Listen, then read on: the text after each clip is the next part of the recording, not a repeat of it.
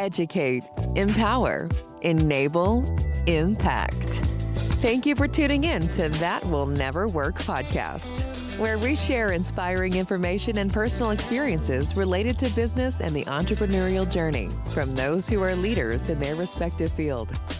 Now, here's your host, author and business coach, Maurice. Hey, I thank y'all very much for tuning in today. I have the founder and lead business coach of Prime Consulting. That is a dynamic consultancy known for its pragmatic and strategic approach to scaling business and helping entrepreneurs reach their potential. He has helped transform numerous brands and companies in his current role as a business coach and strategic consultant, as well as other places such, you being a marketing consultant. He is passionate about helping business owners push past plateaus and scale their businesses, offering an alternative to traditional coaching and consulting services. In the meanwhile, as we're talking about this and we're talking about what he's accomplished, let's understand that he had to go through a life-altering situation that a lot of us have to go through, right? So he's had to battle chronic pain and extended moments of depression and cognitive disabilities. We all can understand, sometimes those type of things can pull us back, can hold us back. But this individual was able to overcome it, and now we'll see where he is. I thank y'all very much for listening to That Will Never Work, and I'd like to introduce all of you to Matthew. Matthew, thank you very much for coming on the show today.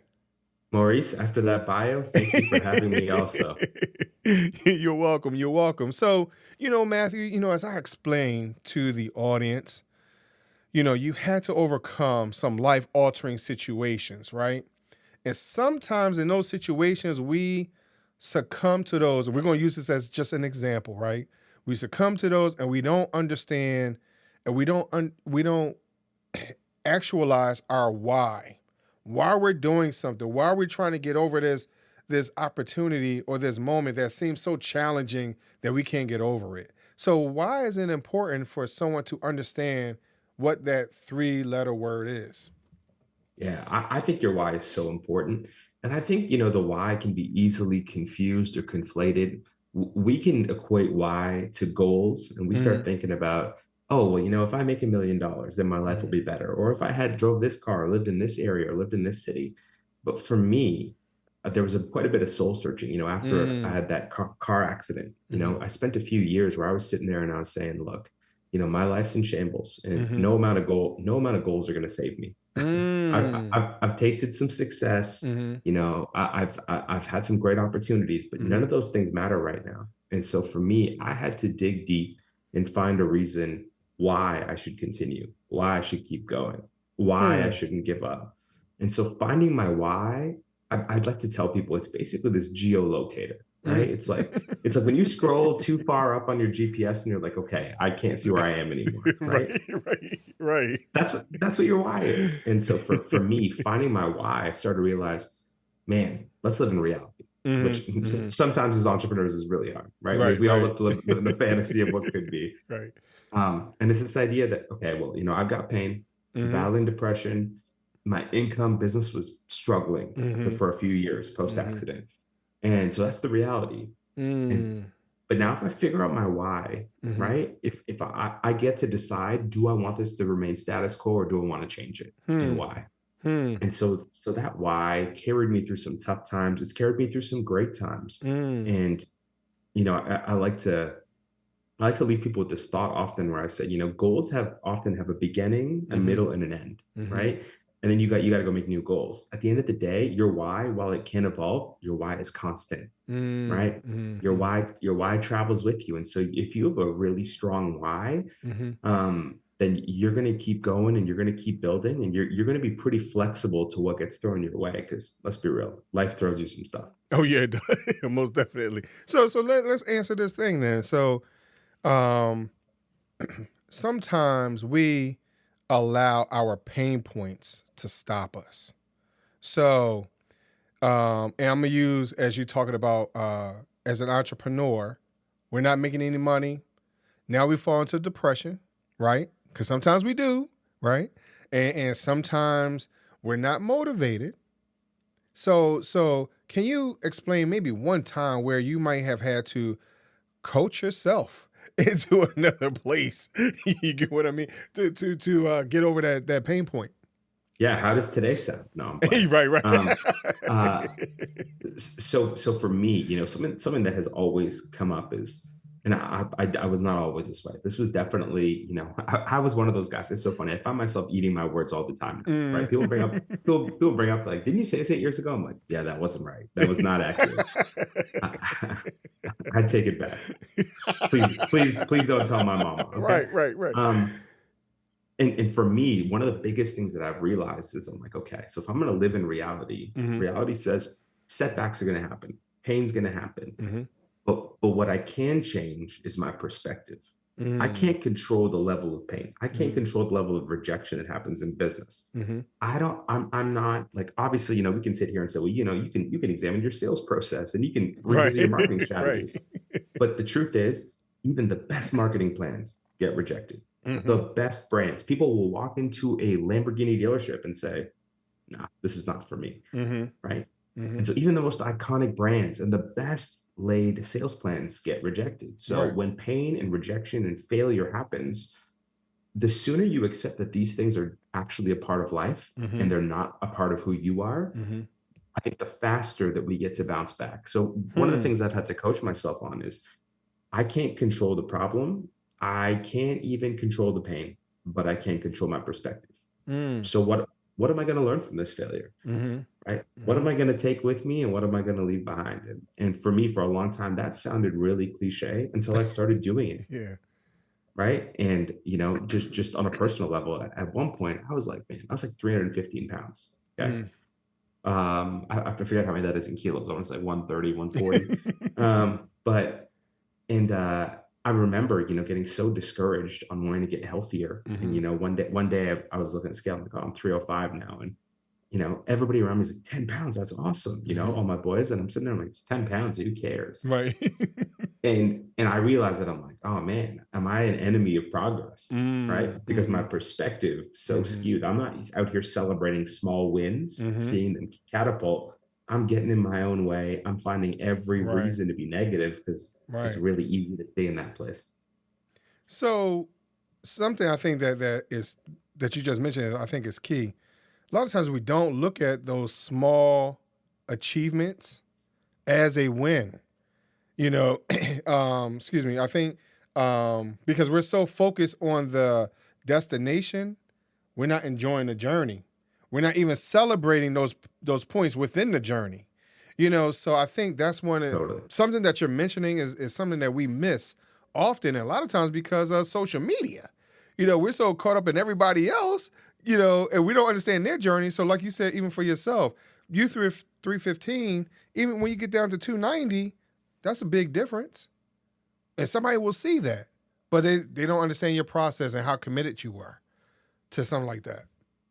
Totally, right? That's almost 10%, right? That's a significant amount. And I feel like I'm going to sound 85 when I say this, but social media gives us access to everybody's highlight reels, but none of their journeys, right? Right. And I don't care that somebody put, this is my journey. They're showing you their highlight reel, right? There's a lot of things that they're cutting out that they're editing out. I do it. You do it. We all do it. Right. And, it's interesting that the effect, one of the big things that previous generations didn't have to deal with or had to deal with differently was, you set a goal. And when you achieve that win, big or small, you got that dopamine hit. Right? You got that part of you that was like, man, okay, my body, my brain is firing on all cylinders because I just won something. Right. And so with the advent of social media and having that dopamine in our hands, you get that instant fix whenever you want. And so one of the things I encourage, even in the way that I work with my clients, is I structure small wins right off the beginning. Yeah, yes, it also makes me look great. And that's part of the equation, right? Because I want them to feel like, oh, I'm getting return on my investment. Right. But I want them to feel like, oh, so on the road to this big goal or this big why that I have, we're seeing small wins. I believe in that. I'm willing to commit to more of the process, right? I'm willing to commit to more of the journey because I see things along the way that are starting to look up. Right. right? So many of us will go from, I mean, I'll speak from personal experience. You know, the first few years of my business, you know, like I was barely making it poverty level in terms of the business. And I'm sitting here just hoping, I'm like, well, you know what? All it takes is one client. I'll make $1 million. Right. And I'm like, sure, right? In fantasy land, maybe. Or I can celebrate every additional client, see them for what they are, see Right. the potential to take those clients and add more revenue that way, or, Right. you know, new lines of business. And Mm-hmm. eventually, and that structure is also just so much more sustainable and better for our well-being as entrepreneurs, Mm-hmm. and business people, and for the business itself. So you brought up a massive amount of points that I could go, but I think one of the things that you mentioned that we don't take in account is one, you only need that one person that can change your life, that one client, you know, that one review, whatever it is, because there's power in one. Sometimes you don't need 1,000 people or whatever else. It only takes one moment, one situation, 1 second. You know, hey, I decided today that I'm going to wake up at 6:59 instead of 7 o'clock. Like that could make a difference, right? you know, so even with that, as we're talking about, that's a win because that starts the process of doing something else in a lot of cases, you know? So I think we lose track of these very small moments, these small increments of getting better. Totally. And I think that it's, and again, there's nothing wrong with having big dreams or big goals. Mm-hmm. But I think so often we can get paralyzed because Mm-hmm. we look at this big thing, right? It's like standing right next to a huge apartment building and looking up and being like, man, this thing is big, right? Right. But when you were 2 miles away and you were looking at it, it didn't look that big. Mm-hmm. And Mm-hmm. so it's this idea that, you know, for people, I tell people start somewhere, Right. right? Throw something down, Mm-hmm. even if it's only a pound, even if it's only a minute, Right. even if it's only talking to one new prospect a day, do it because all it takes is one, Right. right? But if you don't have your hook in the water, if you're not going to throw your Mm-hmm. line in the Mm-hmm. water, well, you're not catching anything. So it is better to just commit to something Mm-hmm. and try something every single day.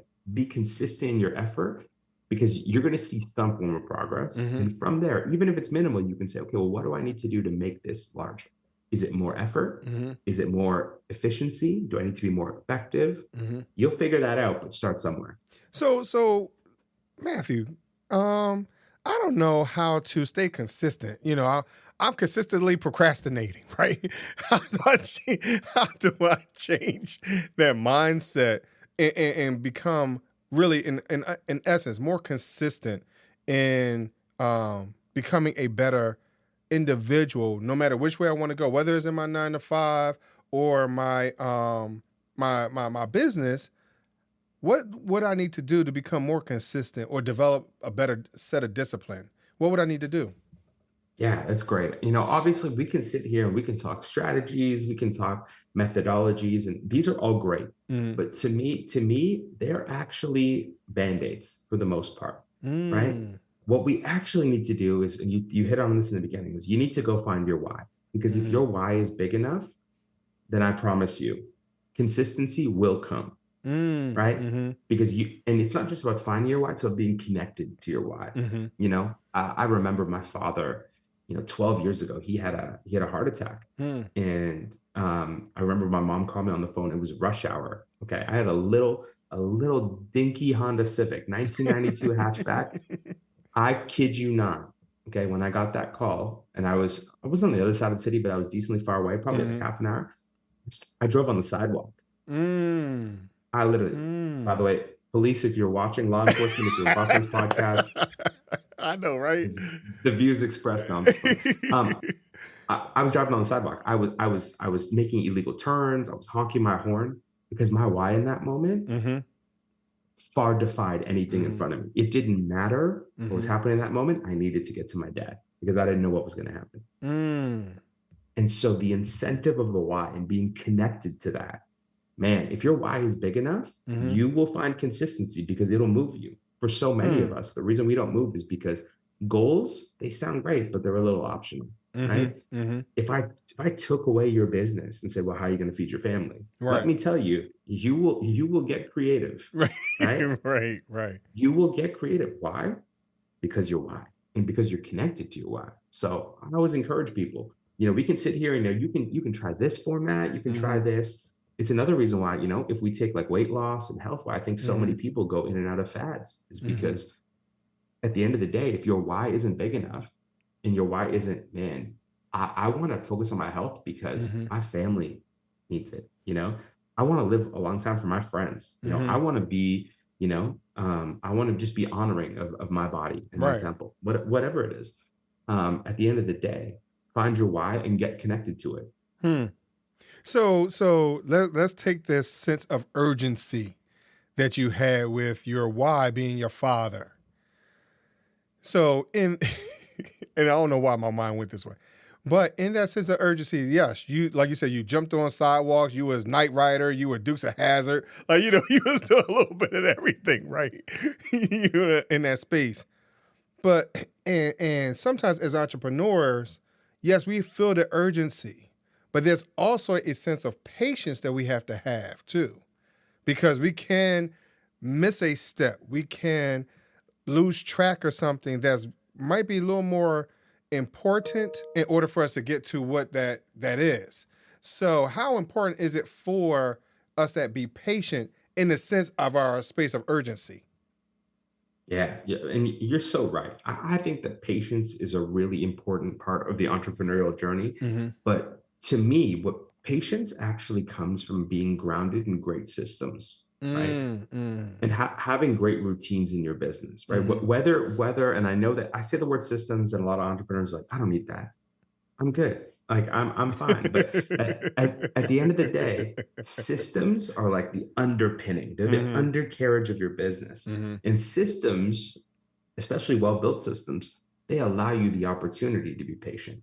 Mm-hmm. Because Mm-hmm. as leads, let's say you're running a business, leads start to filter through. Well, you can be patient because there's a screening process. I get to Right. be picky and I get to choose which of these are good clients for me, Mm-hmm. right?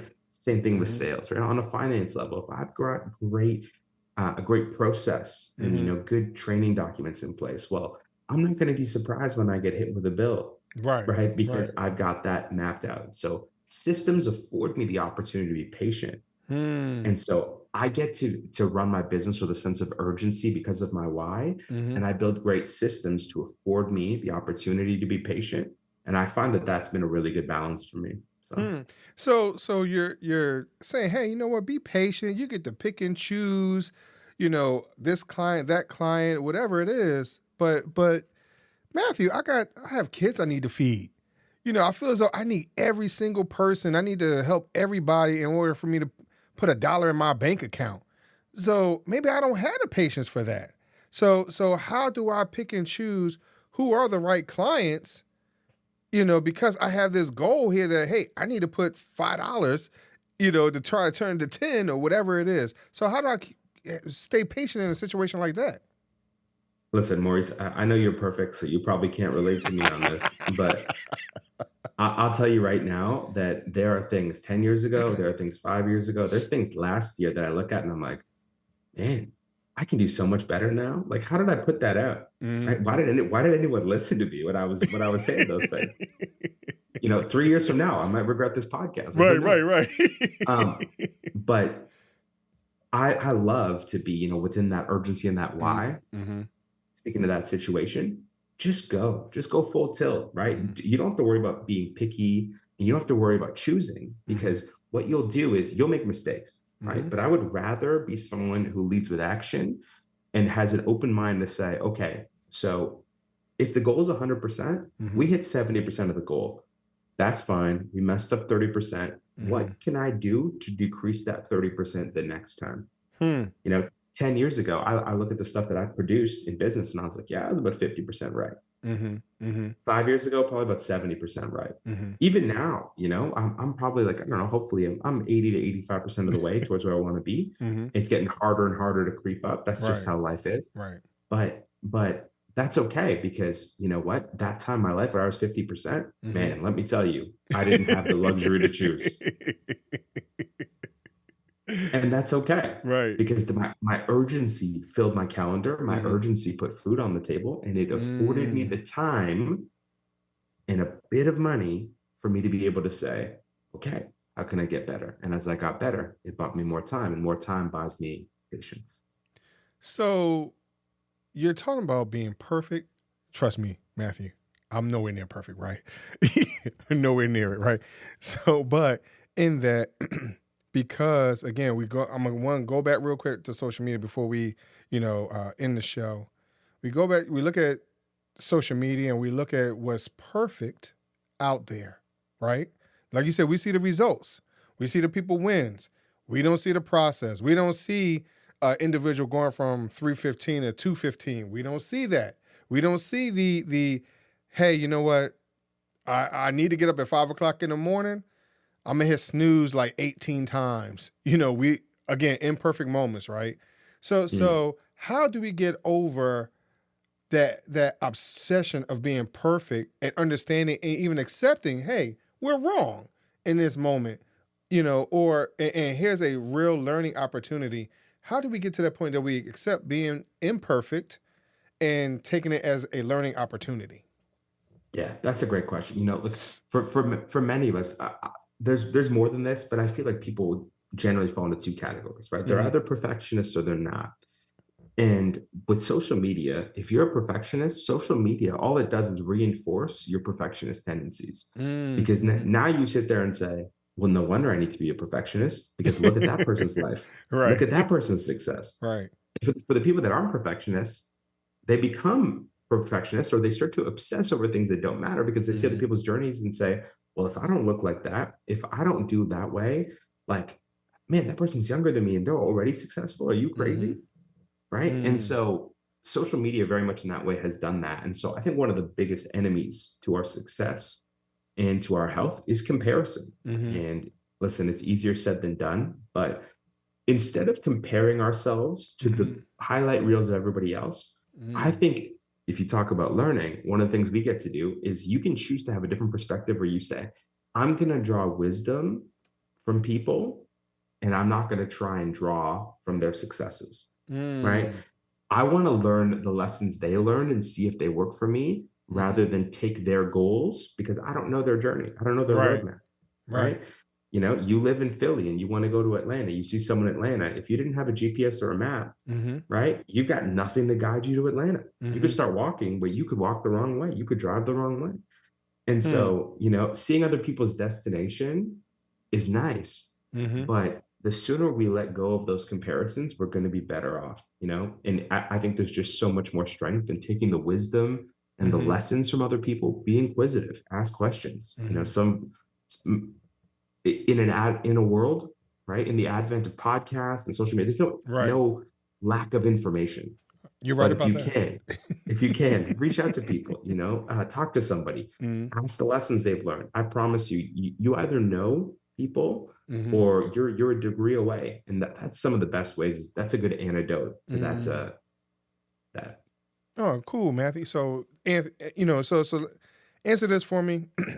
How can someone go from a place of just surviving to now thriving in their business or in their career? Please let them know where they can reach out to you so they could talk to you so you can help them go from that one spot to the next. Yeah, for sure. So if you want to get a hold of me, I'd love to connect with everybody. You can look me up on LinkedIn, Matthew Sanjari, Sanjari.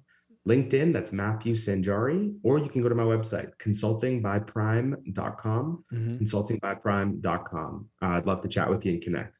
Cool, Matthew. Thank you very much. Of course, this information will be in the show notes. But Matthew, before I let you go, man, I gotta ask you my world famous question. So, would you choose 3 doors or a fork in the road? 3 doors or a fork in the road? Actually, for me, I think it's pretty easy. I would choose the fork in the road. Okay. Yeah. More is not always better. And Mm. I find myself sometimes with analysis paralysis. And Mm. so being able to have less options means that I'm probably going to be more decisive, and Mm-hmm. being decisive leads to action. So I'm going to go with the fork in the road. Wow. Well, and I've had so many different answers to that, especially for the fork in the road. Some people feel as though they can go down the road, come back, and go down the other way. I had some people say, hey, I want to look at the ground, see where, travel the road less traveled, that type of thing. So it's very interesting to hear people's response to this type of question. Some people want more doors. Like I told you before, some people want it to be glass. Some people feel as though, it's $1 million behind every door. Again, it's no parameters. Listen, the people who want more doors, they need to call me. They need help being entrepreneurs, okay? You do not need more doors. I'll tell you that right now. You need to open the ones you have in front of you. But some people say, hey, more options, the more, better. Yeah, for sure. And some people are wired that way, right? Right. But at the end of the day, for me, man, I just love the idea of, because that's how my brain works, right? If I start with 10, I go from 10 to 8, 8 to 6, 6 to 4, 4 to 2, and I'm like, okay, which one's the best one? Right. I want to try and make it as easy as possible for myself and other people to come to this, like, okay, what's the decision that you feel the most convicted about? Right. Cool. Well, Matthew, I thank you very much for coming on the show today. Thank you so much for having me, Maurice. It was a great time. Sure, no problem. Same here. Thank y'all for listening to That Will Never Work podcast, and continue listening. Thanks for listening. Find us on social media at Chisholm Group LLC and check back weekly for new episodes. Until next time, that will never work, or will it?